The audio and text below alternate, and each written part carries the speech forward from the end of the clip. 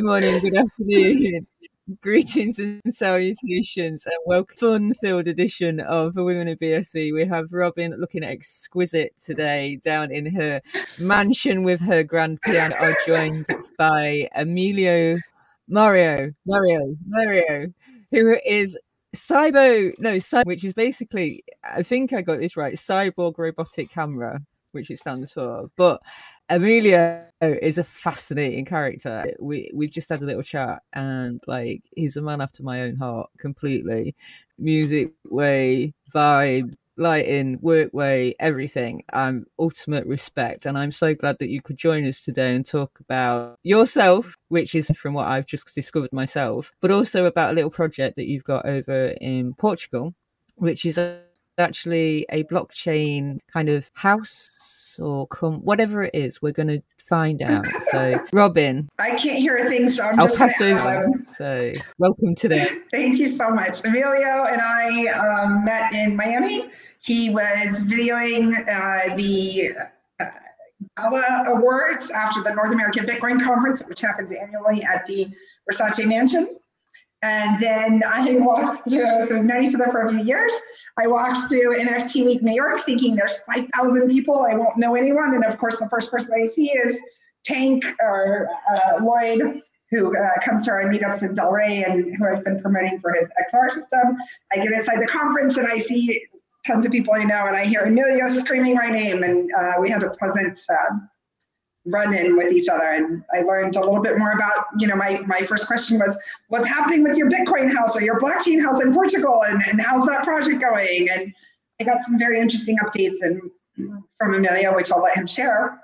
And I thought, this is a perfect opportunity for a show, because he's working on something that affects the whole community at large. It interests a lot of people. He needs help, and it's again just an amazing project. And so, we should share this with our audience and see if there's some support that can emanate from that, or what can we actually create. So Emilio joins us today. He has been working for quite some time now on building the Portugal Blockchain House, maybe potentially known as the Portugal Citadel, if you want to use Kurt's language or naming system. It's kind of gotten off the ground. It's had some success, and I think it hit a major roadblock for some very sad reasons, but we wanted to invite Emilio on the show today and share a little bit about the project and why it's interesting, and hopefully garner some support, maybe investors or just individuals that want to help go build the blockchain house and help Emilio bring this to life. So with that, Emilio, take it away. Tell us about you. Who are you? And tell us a little bit about the Portugal Blockchain House. Right on. Hey everybody, my name is Emilio Maurao.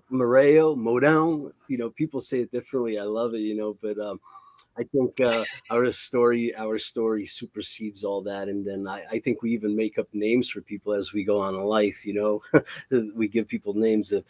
But I just wanted to share with you a little bit of where I come from, and then lead on to where we are today. So I was born in a small town in Portugal. 125 people when I left in 74. Today, maybe there's 20, 25 people left in town. During the summer, it grows because people go back and visit. People have homes that they inherited that they got to go back and visit. But it's basically, it's inside a national park. I don't want to give the name, but it's inside. It's my citadel. If everybody knows where my citadel is, how am I going to go hide, right? That's my true citadel. Believe me. Okay. I have two grandparents. I have an incredible legacy that I have to fulfill or match or try to do justice to, right? Because I believe in the importance. I was sharing earlier with you guys the importance of spirituality without a name.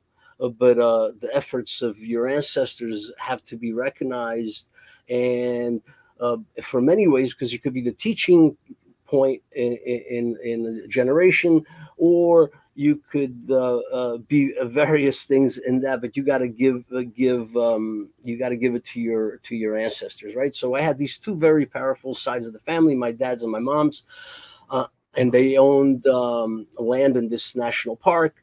On my father's side, he tried to start a town. He did start a town with two other men. He was the last inhabitant of that town. He put the most work into that town. Basically, if anybody that I would take there and saw the work that this man did in his life, people would be like, "That's very impossible to do that." But he was known for that. He was very, very, very smart. There was no electricity in that town until 1984. Not his town. His town still doesn't have electricity today. But the town that I was born from was my town, right? So my town is a bunch of 13 families. His town was 3 families. Never got electricity. My town got electricity in 1984, and my grandfather went to London. He went to London, England in 1969 and bought himself a windmill generator and a water generator so he could power 2 truck batteries and have them at different times being powered by different things. And he had a house that had 6 bedrooms, one to the left, one to the right, big hallway, both doors. So when he turned the lights on, the residual light from the hallway would bleed into the bedrooms. This was in 1969. That town never got power, and the nearest town got only in 1984. So he was known to move mountains, and he literally moved mountains. There was a famous story of him knocking out. Unfortunately, in a farm, the animal either produces for you, does a job for you, but there's no pets, right? Yeah. So he's old cow teaching a new cow how to pull a ox wagon. The young cow was fighting it, turning its head, walking sideways. My grandfather was very strong, very knowledgeable about the anatomy of animals and even the man. Punched this cow square in the forehead, knocked it out, took the neck brace off of it, put it around his head, and pulled this wagon into town with this other cow. And everybody in town was like, so that was one of the stories. The name is famous for it. Another one was they used to do wolf runs, right? These wolf runs would start at different towns, people banging pots and pans, and they would go to a certain part of the mountain. And in this part of the mountain, they had a V shape that started at like a mile back, and it got smaller. At the end of the V shape, 10-foot wall of stone, right? With pit at the end where the wolf would fall in. Now, very few people had guns. He had a gun, overloaded his shells, blew the barrel. People got hit with shrapnel in the face, stomach. Nobody died. Nobody lost, but he did get himself into trouble with that. But he was very much a cowboy of very recent, right? Because he died in the 80s. The other one was very eloquent, loved to wear a jacket and tie a lot. He would be in town with his jacket and tie. He had raised bees, right? He had a lot of bees at one time. Never really got into the cow thing, but he did have a lot of fruit trees. So that part started me out in life with the experiences that they gave me, right? Because the experiences make you who you are. So these experiences took me now to the south of Portugal, the Algarve, which we're going to talk about. Both of those grandparents eventually moved to the Algarve and opened bakeries. Both of the buildings, right? Both of the buildings still exist. One of them is gone. It was sold years ago. It was just standing there.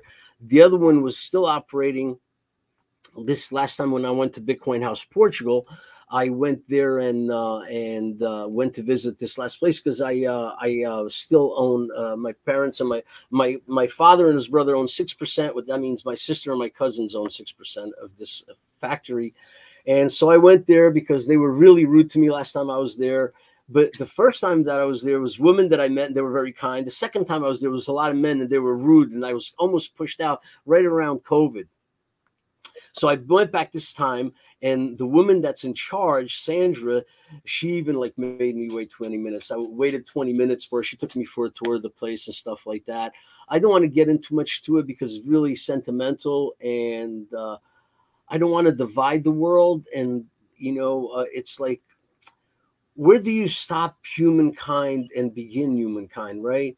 If I say, hey, man, there's too many Chinese people buying land here, or hey, man, there's too many Portuguese people buying land here, hey, man, there's too many Americans buying land here, where do we correct something that's wrong if ultimately this could be a problem, right?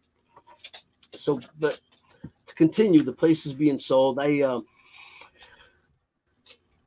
Going forward, so the legacy of now me going to Algarve is, that push, that drive is in me. I became enamored with the place, loved the place, was under Muslim rule for many years, so has a lot of Muslim architecture, a lot of Muslim influence down in the south.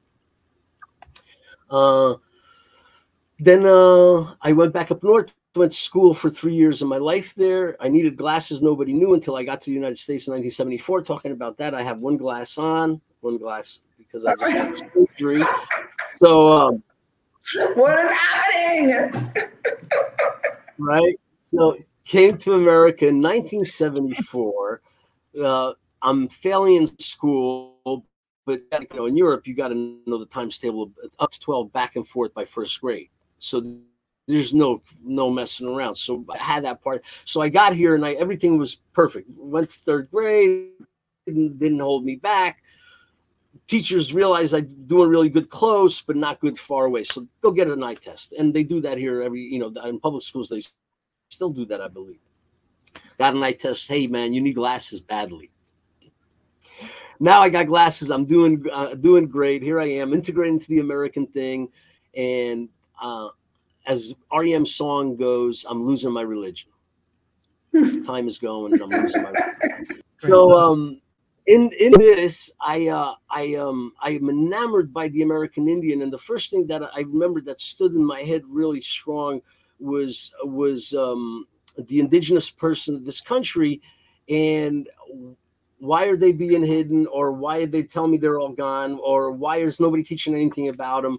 And I read a book called Black Elk Speaks. I don't know if you ever read that book. It's a short book. I don't think there's more than 100 pages in it. And Black Elk was alive during Little Bighorn. He was 13 years old during Little Bighorn. Not in the Native Americans of different tribes, your adulthood is different, but normally around 14 years old, they would consider you an adult, and you can't go to kind of similar Catholicism, that the veil of the world is lifted at like age 12 or 13. You're basically held accountable for your decisions after that point. So he was allowed to do coup.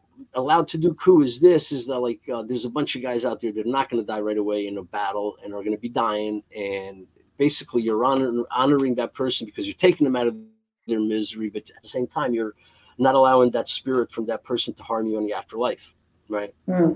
So he went out there, did a bunch of that, and now we all know the story of Wounded Knee and that whole General Miles, he invaded Puerto Rico, Guanica. Puerto Rico came out of Spanish rule through General Miles, which was involved in all of that. The Plains Indians, the Plain Indians were the last to 1911 was the last actual war against the American government, which is yesterday if you look at it. But I found them, and I found that they were in their golden years. And for me, for me or for anybody to understand, it's like, well, hold on, I live in the United States, I have heat, I have all these comforts. Is like, that's my golden years, you know what I mean? But there's a lot more to that, right? So these people were living in their golden years. Unfortunately, a gun was stronger than a bow and arrow. I'm good with all that. That there's progress. I'm super aware, super, at the moment, and I'm not going to fight the inevitable to a certain degree, but I'm gonna fight the truth. I'm gonna speak the truth. I'm gonna fight with the truth, right? So I'm very directed to a lot of truth, and the reason why is because I've always been open. You could be a punk rocker, you could be a person in a suit, you could be anybody you want to be, and I'm not going to be offended. I'm not going to diminish the character. I'm going to wait to speak to you, and then you're going to tell me who you are. So to progress out of this, now I found not necessarily a religion, but I found my spirit, right? And I had gone through opened my first business at 19. Then I did the web thing. Basically, my name is my business, right? Because some companies hire me as a contractor. So that works with the Social Security, as we all know. And I work Fortune 500 companies on production level. I do concerts I'm breaking down Taylor Swift on Sunday in Newark, in Secaucus, New Jersey. I'm breaking that concert down. So I have that gamut in that, but to go back, I found my spirit, and my spirit is really strong. So don't take a no for an answer. And COVID hit. Oh, so now I can start with what Robin asked me. crypto, right? How'd you get into crypto? That was a hell of a pathway. So right, so now I'm in my I'm 57. Crypto, focus, Emilio. How did you get into crypto? Well, no, I wanted to tell you all my story up to get to that crypto moment. You know what I mean? Now that I take it. In my fifth. You need the backstory, exactly. Backstory up to the crypto moment. So Randy is the person that I knew most that would be vocal about it on social media, and it was Facebook at the moment, you know. And I want to say this is when I'm 57, so I must have been about 50. Okay. 2 years prior to that, because I always look for that timeline. Guys in an elevator at work were talking about Bitcoin at $300 a Bitcoin, and I was like, guys, somebody's going to pay $300 for this digital whatever. Obviously not knowing, right? Obviously. And it goes, you know, and I've read parts of a white paper and I never read it all. And it's what, 8 pages, 13 pages? I don't know exactly because I never read it, but I read pieces of it, right? But to go back to that, 2 years later, I say, hey, let me call up Randy. So I called up Randy. And Randy Schwartz is his name. Everybody knows him. And Randy Schwartz runs, he ran a Garden City. Garden State Crypto. I was the founder. Yeah, Garden State Crypto.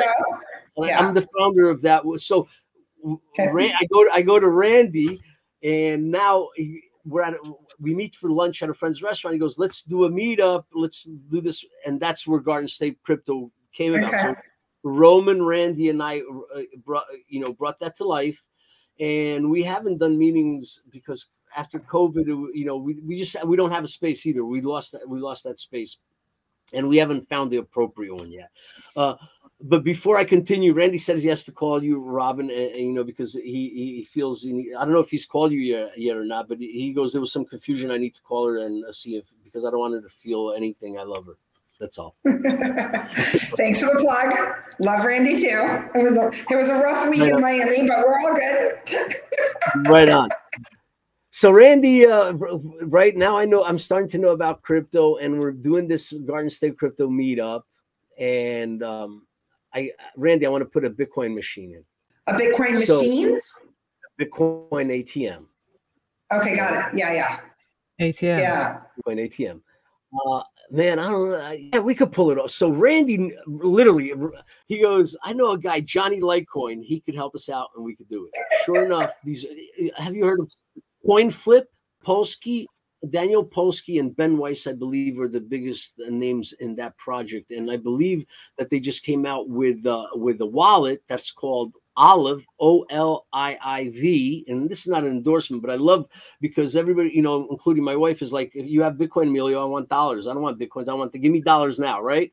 That was the question when I got into Bitcoin. Now it's so Olive, you could connect your wallet to it, and they turn it into cash for you immediately in your bank. But these are the coin flip people, right? So Johnny Litecoin gets, so I believe that was the 700 and something machine in the United States when this was done, because there was like a map of all the machines. What kind of year are we talking here? Is this like 13? What year is this? This is when you 3, 4, 5. This is 5 years ago. Yeah, you're like, it had to be like 2017. I'm thinking. Yeah, this was like 5 years ago that we put this machine in. Okay. 2017, 2018. Yeah. So I was the first client. And I loved it, you know, and I didn't understand the process, but I was able to. They have Bitcoin, Ethereum, Litecoin. I believe they got into some other stuff. We'll go more into that later. The validity of validity, because it gets, you know, we love Dr. Craig Wright, we love BSV, and we love everything that's encompasses that. And if you look at that, there's a lot that has to come to light, right? There's a lot that has to come to light. But to go back, I started I put that machine in, and that's my first experiences in buying Bitcoin was through those machines. I'm sorry, actually Randy was the first experience, because I have an interesting story with Randy. Randy would show up at events. he would print out the hashes with QR code on a piece of paper. I'm sorry, a Dogecoin. This one, this one Dogecoin was 0.0003. But no, but Dogecoin is a really good it was a really good entry coin. You know, what is it? Dogecoin is the third fork out of Bitcoin. We could verify that. Yeah, right? It depends on the day. Bitcoin. Right. So or something. It was like the third coin minted, if I'm not mistaken. So it has that background in it, and so but Randy used it to spread the word, and so I got into it. So let's get on to the story about the house, because we want to make sure that we're making this broadcast about your project in Portugal at the house, and why people might want to get involved, when they might have interest. So fast forward all that and BSV and learning about Dr. Craig Wright. Right. So it was great. It was at CoinGeek in New York. He was just so humble with us. He was so giving and you know, no blurbs, like actually here, you know, talking and watching him interact with the people, speaking on that stage. It's just a moment to understand the person more, right? Instead of what you hear. So the person becomes real. Right. So, and if we're all into this and we all have our moments in this space, we really want to know the truth, right? So whether he is Satoshi not, and I want to say this, whether he is or not doesn't make a difference, right? Because there is a more interesting fact, is that he is the person with most hands in it. So now what, right? So the person with most hands in it, I come about it. So now Emilio's like, okay, so now I'm understanding what's going on. I see it more. That's where my strength is going to be, because this is the person, and this is what's going on, right? And it does the things that we want it to do. It scales. BSV does a few things that nobody else does, and it's what people want if they're going to do it, to use it as money, if you want to say that, or use it in a monetary way. It's peer-to-peer electronic cash. It's literally the tagline of white paper. Let's just think of it as e-cash. So yes, if we could just use it as e-cash peer-to-peer. Perfect. So now I'm in New York. Dr. Craig Wright says, look, man, the only way for us to come out is for everybody to build. I don't have the coding. I don't have that, but I do have something else. I have something that I could use to teach. Teaching is building, right? Or implementing is building, right? Like somebody made it, but I implemented it.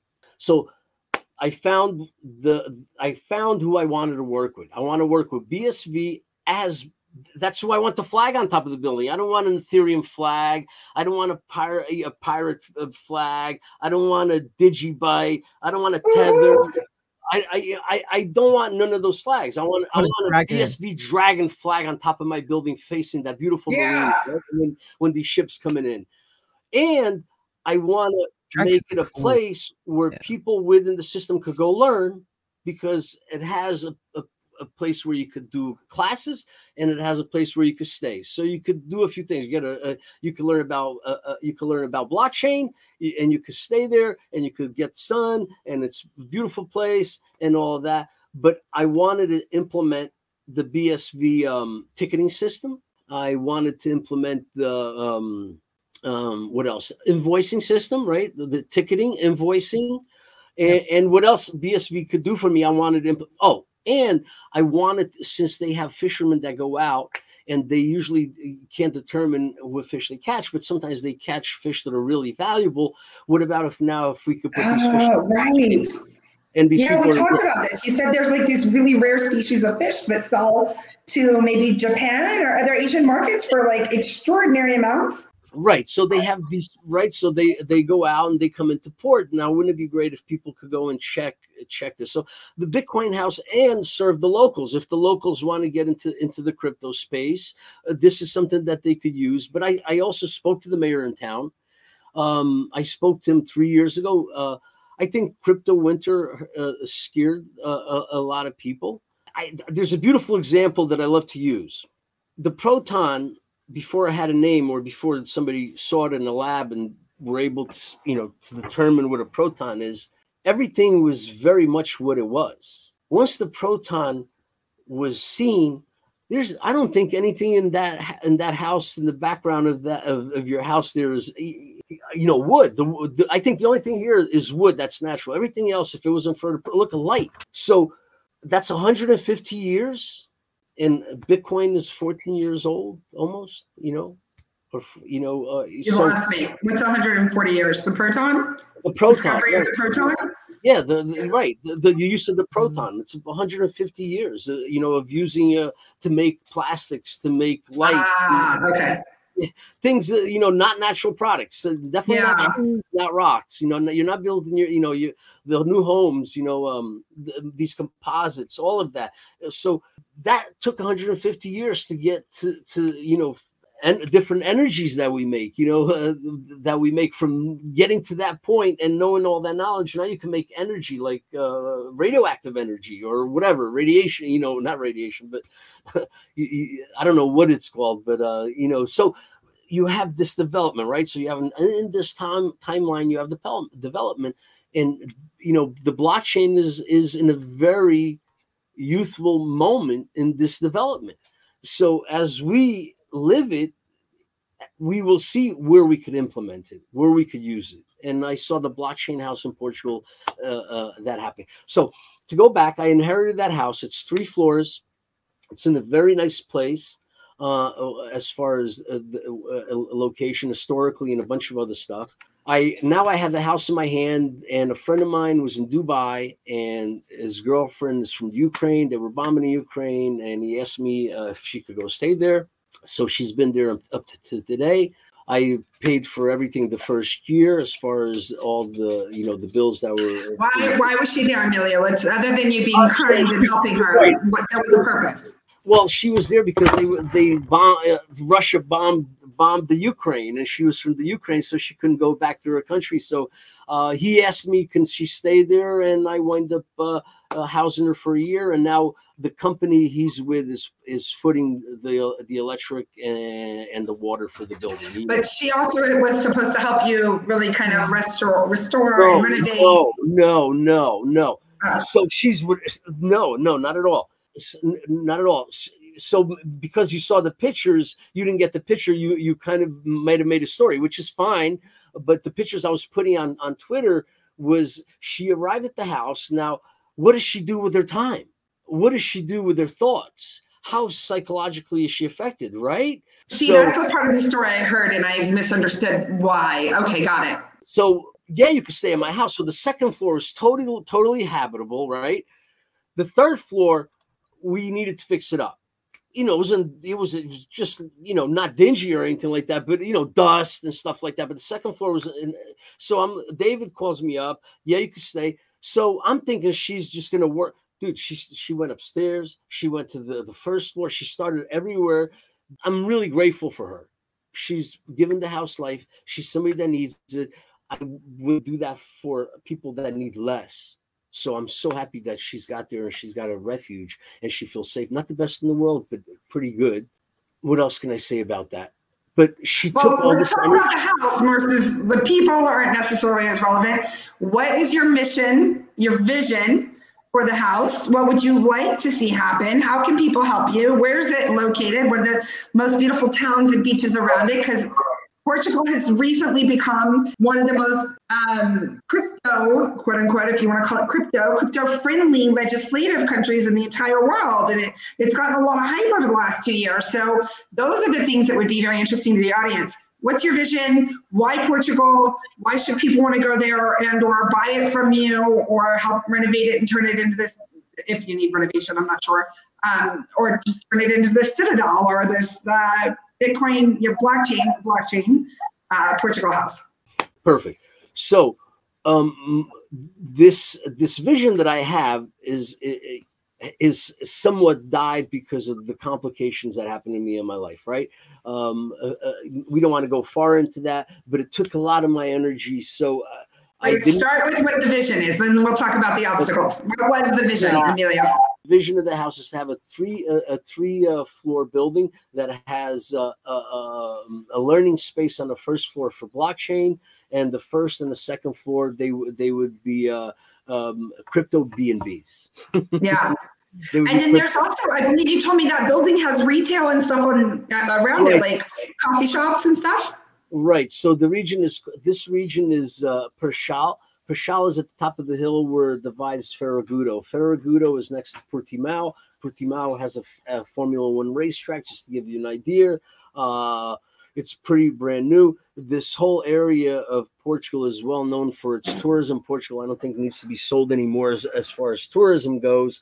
The blockchain thing, as far as taxes, I think that they're going to follow Germany on that to a certain degree, or I think but I don't think nobody's made a final decision.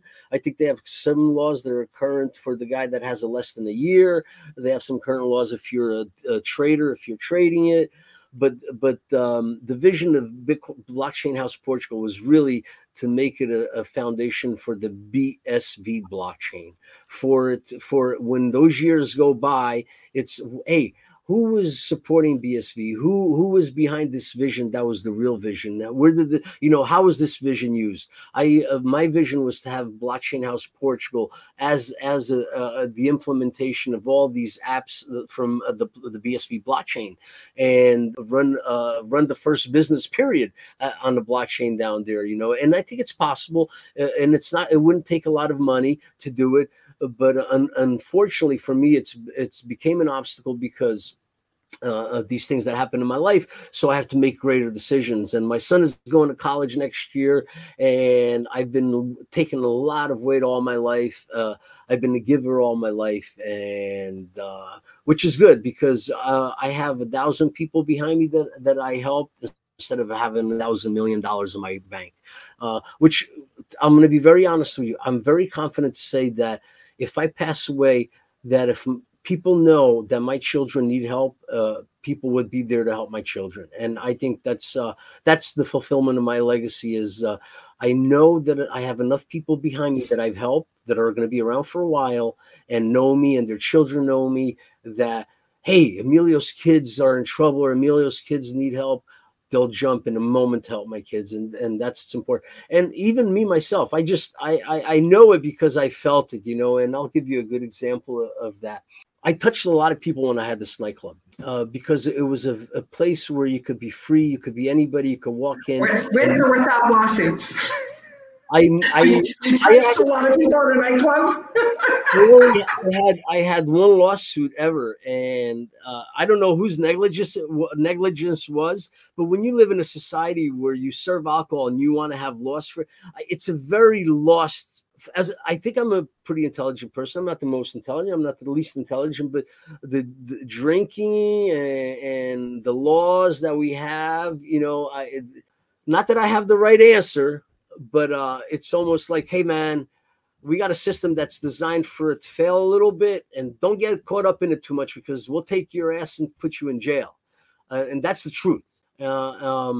And it comes in many ways, but I experienced that with the nightclub in Newark because, when the political party changes, the view towards certain business changed. I was very fortunate because I was always the person I was, and I was neutral. So people were always willing to help me from both sides. But the story I wanted to tell you is one time I'm in a mall with my wife. This is before my kids were born, over 15 years ago now. And we're in this mall, and all of a sudden there's this person on the floors almost kissing my feet, almost crying. And I'm like, dude, get up. What are you doing? And he goes, I don't know if you're going to remember me or not, but you saved my life. And I was like, hey, man, how did I save your life? He goes, you know that club you owned, the Pipeline? He goes, I was in your audience, and you used to go up there and you used to speak to people. And you speak to people about peace. And I was able to find peace in me. So as long as I have that in me, I'm fulfilled. I got everything. This big Blockchain House Portugal, in the end, will solve it. I was trying not to cry. My mom used to say, hey, Emilio, your sister's got all this money. You don't have that much money. What happened? I was like, yeah, Mom, unfortunately, it's about the people I helped. It's you got to give, you got to give people vision. You got to, if somebody needs you. I had a friend of mine call me at 4 a.m. He goes, Emilio, I never thought I'm on the side of the highway helping them with gas. He goes, dude, I don't know what drove me to call you, but I can't believe you came at 4 a.m. to give me guesses. But I've been lucky like that in life too, man. You know, I've had, look, man, another story of going to Portugal, going to Blockchain House Portugal. Not this time, the previous time. I'm driving and I stop on the side of the road at a road stop, and I see an old man with these old ladies in the back, and he's got his hood open, and he would start his car, and his car would die. And I'm just taking a breath. I'm praying for a minute to my, I'm with Bob Marley for a minute. And I look over and I'm compelled. I said, no, I'm going to go see if I. So in my travel bag, I carry zip ties sometimes, I carry a jump starter. You know, they make those little jump starters. You can jump start a car. Okay. Yeah. I carry those, and I carry some zip ties in case I need them. So I go to look at him, and I go to him, I got these in Portuguese, I got these zip ties that are about 2 feet long, and they're going to fix your problem. The old man's, no, I got it. And he's trying to make it hold on. So I go back where I am, and he looks at me, and he calls me over, and I go over there, and I give him the zip ties, and the old lady, and they look at me, and they drive away like if I was their angel for a second. You were. Right. So, but to go back in all this, I did go to Pine Ridge Indian Reservation a few times. I stayed with Crazy Horse's relatives. I don't know if you guys know Crazy Horse, but Crazy Horse is an American historical figure from the Indian side. His family showed me, a lot of the transgression that's brought upon the Indians, but I wanted to go back to that because, that moment was a very big moment for me to be who I am as a giver, learning because they're very honorable people and such givers, man. Like, they got conned that of, in their folklore, they have some stories of how they were conned. One of them was some of the settlers got here and they wanted a piece of land the size of a cowhide.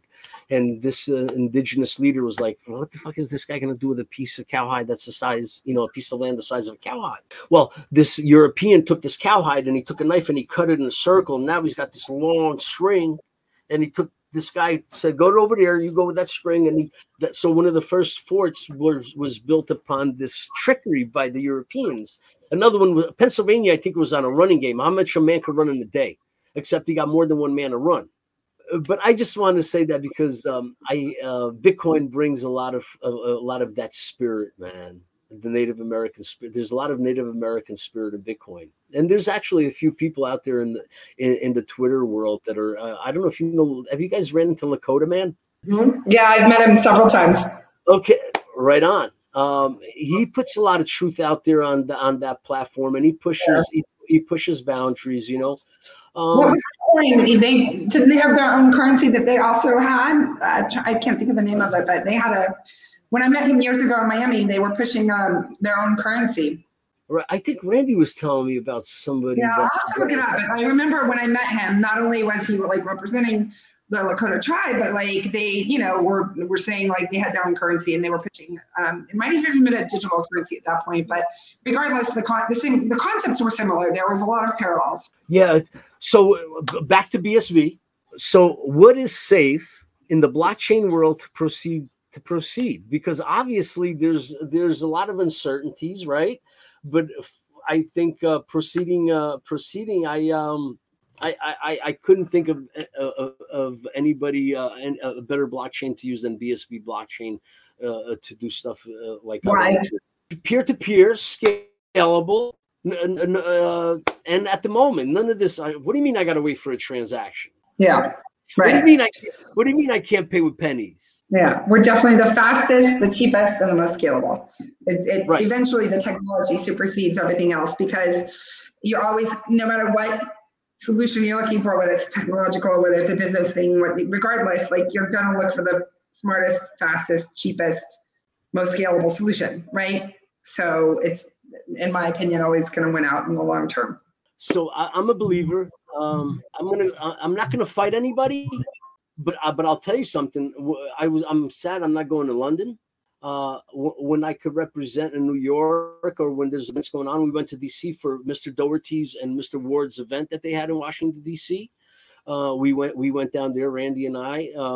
So whenever BSV has anything, and support it. You know, Randy's a super supporter, man. He runs with a flag down the aisle, and I've seen him do that in person.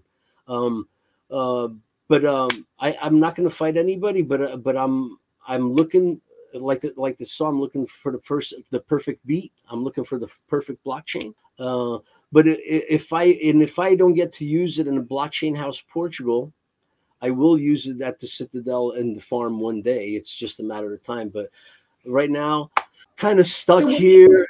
Go ahead, Emilio. What are your plans for the Portugal blockchain house at this moment? With you had your highest, dream come to life. Oh, I might just sell the building now. I don't know. I don't know if it's my fight. You know what I mean? Yeah.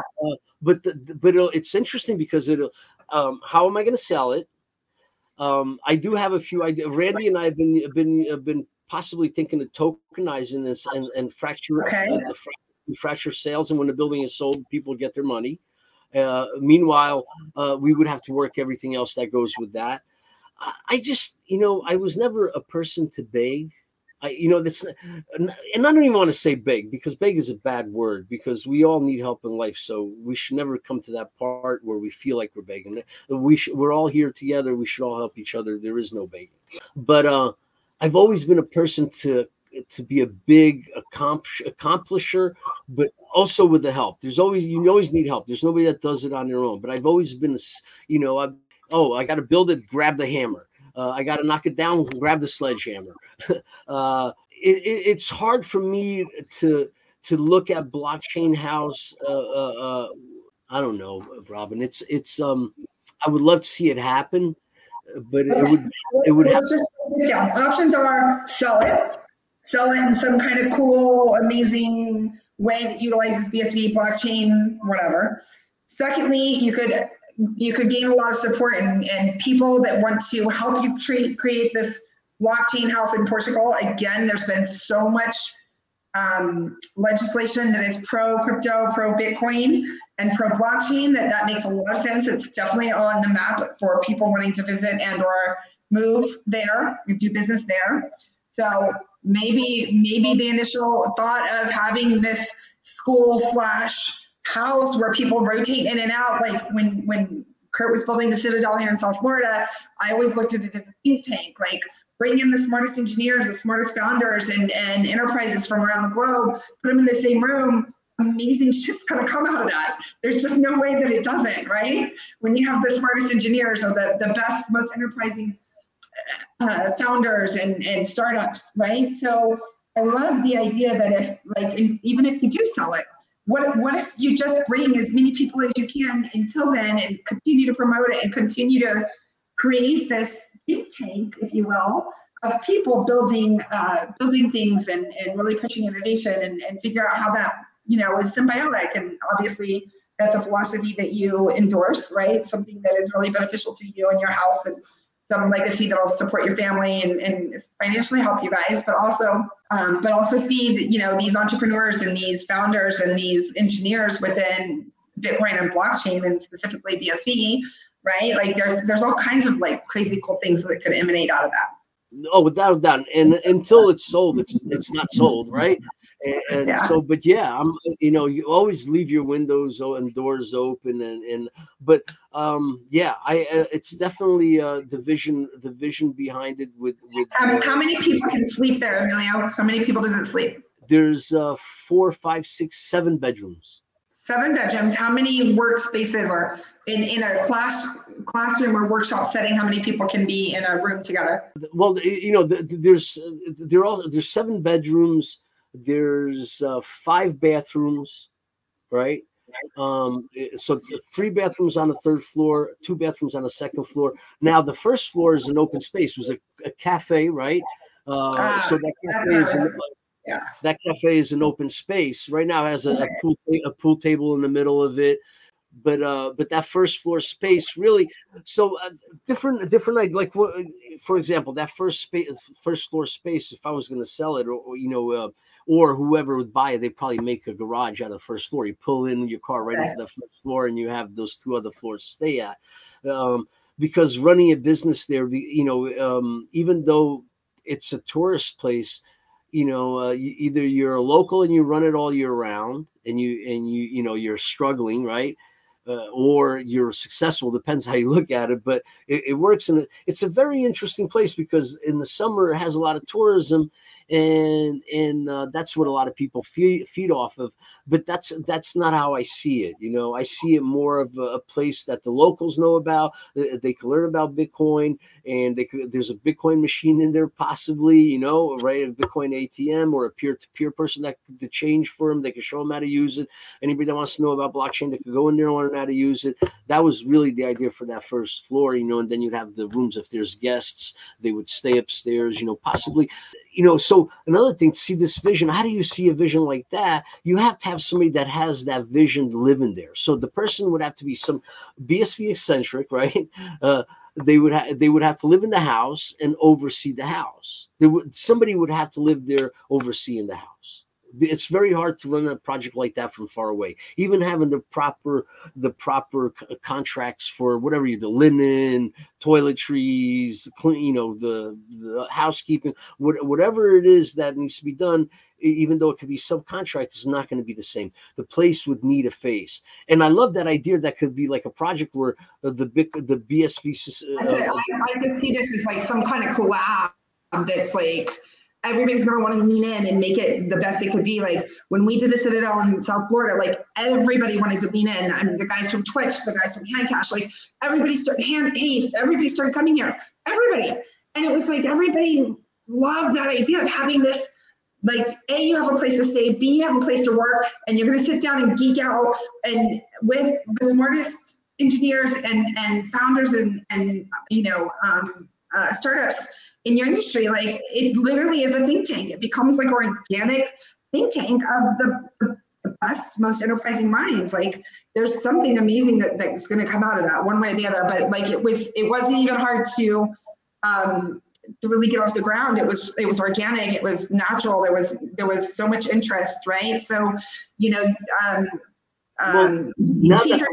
started advertising the Citadel in Phoenix, which he was calling the Citadel of the West Coast, and he's not on the coast, and I was giving him so much crap about that. But you started the Blockchain House Portugal, and like, it has so much interest in it behind it already that like you might not even be aware of. Like, it's just a matter of like putting it in front of people and seeing what the best opportunity is, in my opinion. Okay, I love that. And maybe there is somebody in our community where we know that somebody that's willing to relocate and move there for a while and take on the project and be the overseer of the project and not have to pay rent. I feel like there'd be a whole group of people, 100%.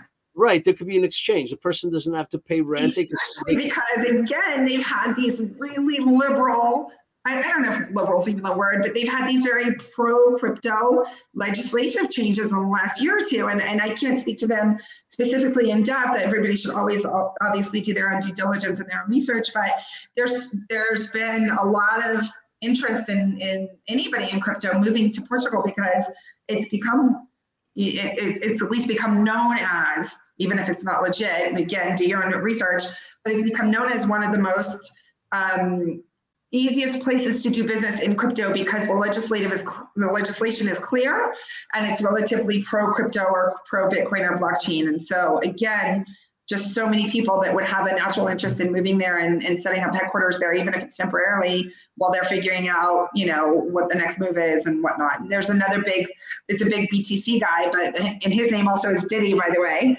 But there's a Diddy that's a huge BTC guy, and he owns a house in Portugal, and he calls it I don't even remember, but it's maybe the Bitcoin Portugal house. And when I Googled it this morning, just doing research, he was like saying him and his wife and family are going to be traveling and they're going to offer the house as like a contest, like whoever wants to go live there for 3 weeks for free. And like, it's this big, beautiful house. And like, I don't know, there's so much interest there already. Right. So, the name Didi Tahitu? That's what I'm talking about. Right. He's in Lagos right now, but I heard he's going to go to, he said he was going to go to Spain, but so listen to this. So I'm into he NFT. 100% has a Portugal Bitcoin house. Hold on. I spoke to him. Yeah. Okay. Listen to this.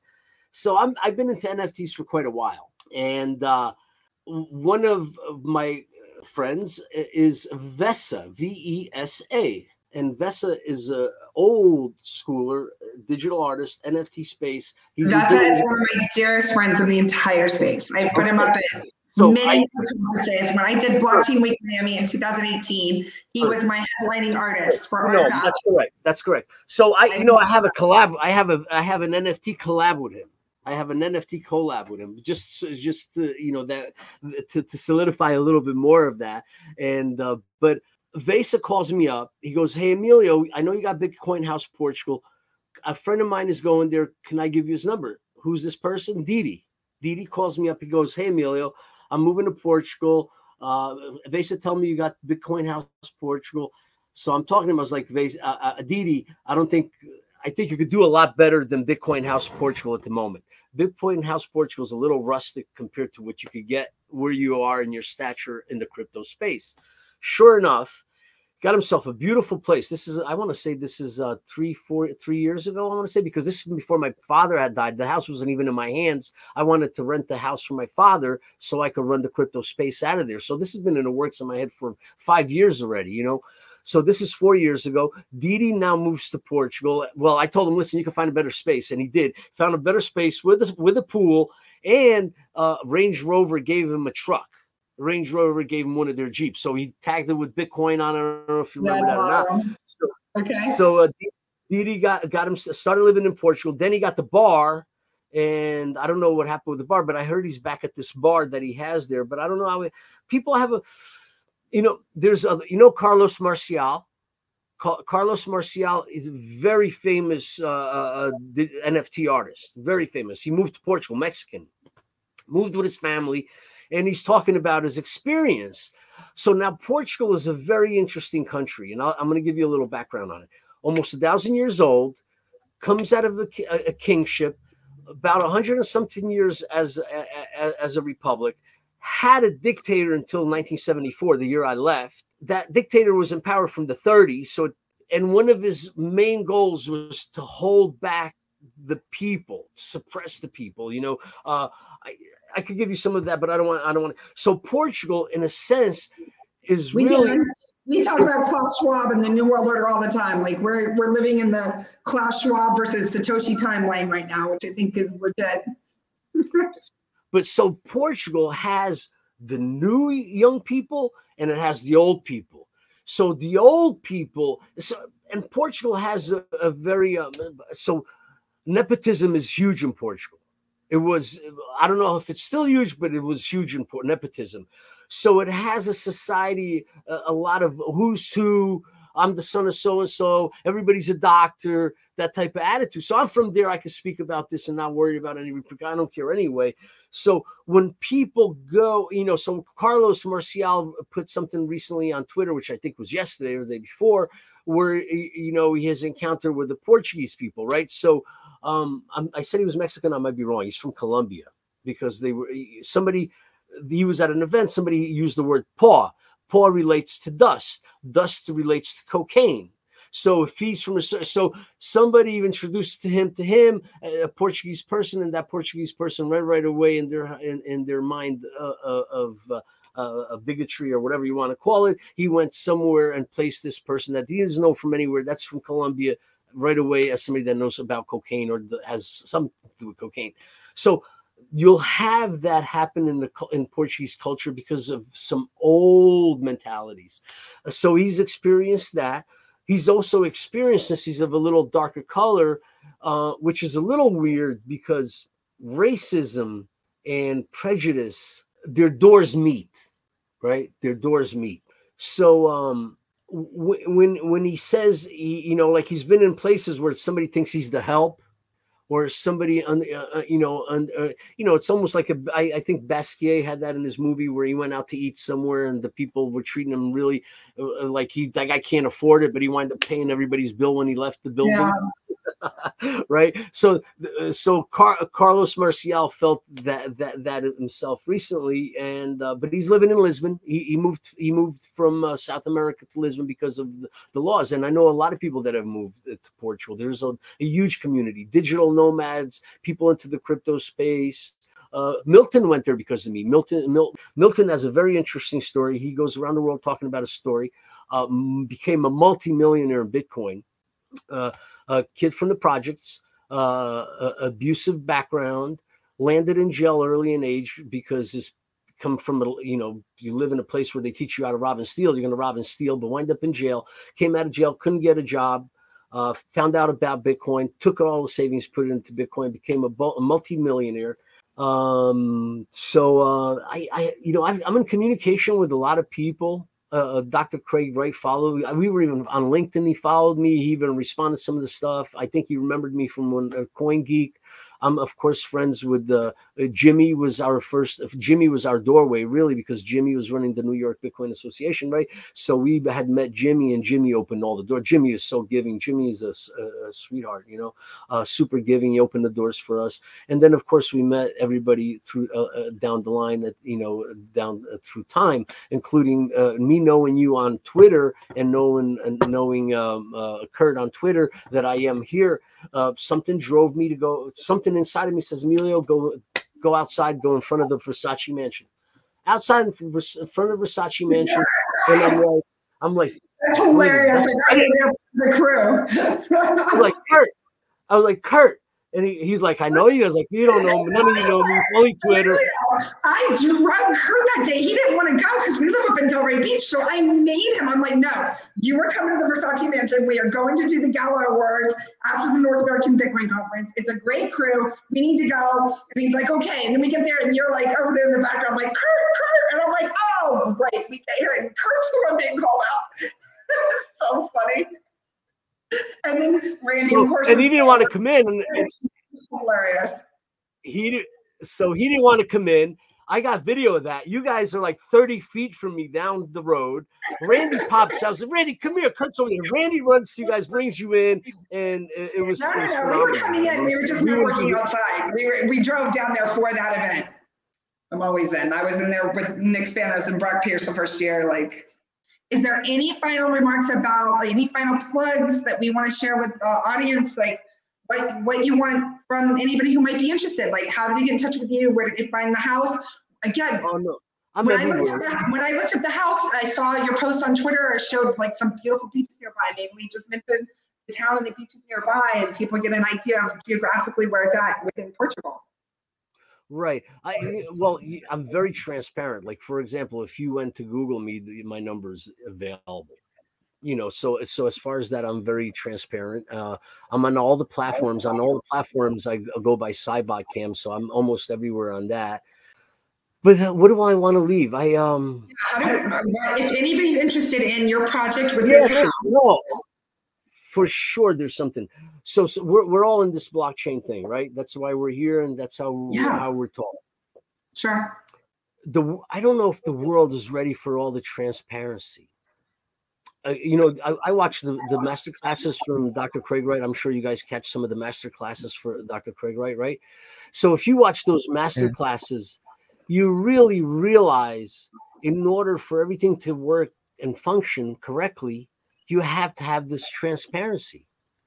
And I don't know if the world is ready for transparency. When I tell people that I want to run my business on the blockchain and anybody could go there and they could see all the invoices, they could see everything on the blockchain, they're like, I don't know if I want people to know how much I made or how much.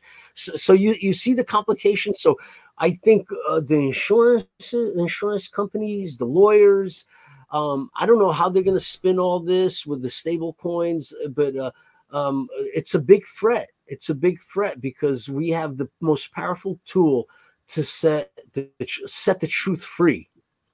Bitcoin sets the truth free. Yeah, we are like the truth system. The word honesty is used 14 times in the white paper. I mean, Bitcoin was designed to reduce corruption, right? Provide more honest systems and triple entry accounting. So there's a lot of truth seeking or the element of truth in everything around Bitcoin.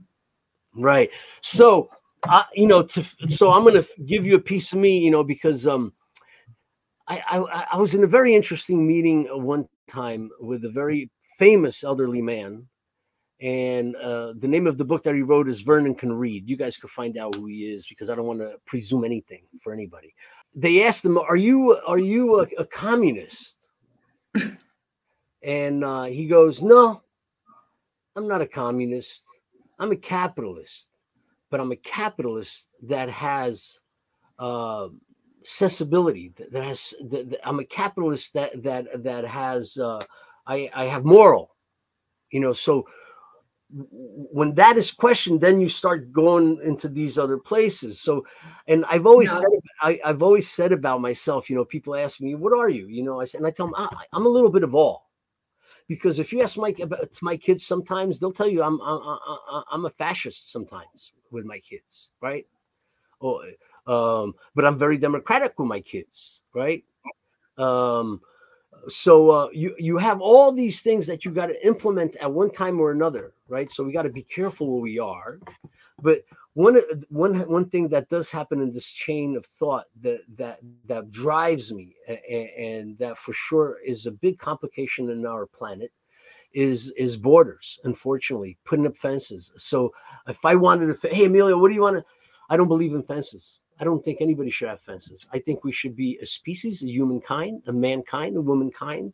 And so why do you feel that strongly, Emilio? Because this is detrimental. If you are on this planet long enough and you commit a detrimental moment to yourself long enough, one day you will suffer extremely because of this detrimental. And as you can see, we're almost in World War III. Because of this putting up fences and borders and walls. So it's a very, very close thing to my heart thing. It goes very well with Bitcoin also in my heart, you know, in a sense, the way I look at it. But it does put a lot of strain and a lot of fragility in us all. And we don't want to be fragile, but that's unfortunate because sometimes we have to be fragile to understand our strengths. That's a great place to leave it as well. Perfect ending. All right, Emilio, so good to see you and talk with you. Thank you for all your time today. Oh, thank you so much. And people can reach out to any of us. And if any of us have friends that want to move to Portugal and do this with us, and Randy is thinking the token, he has the process for us. We're there, kids. We're almost at the doorway. Yeah, we definitely know the best token systems and the best infrastructure to build around that. So yeah, and my house is available to you guys in Portugal. You know, we're taking you on. We're going to inhabit this Portugal house, and we're going to meet the Ukrainian woman, and we're going to finish whatever messed up art projects she started. Go ahead. Thank you, Didi. I want to say that before we say goodbye. Thank you, Didi.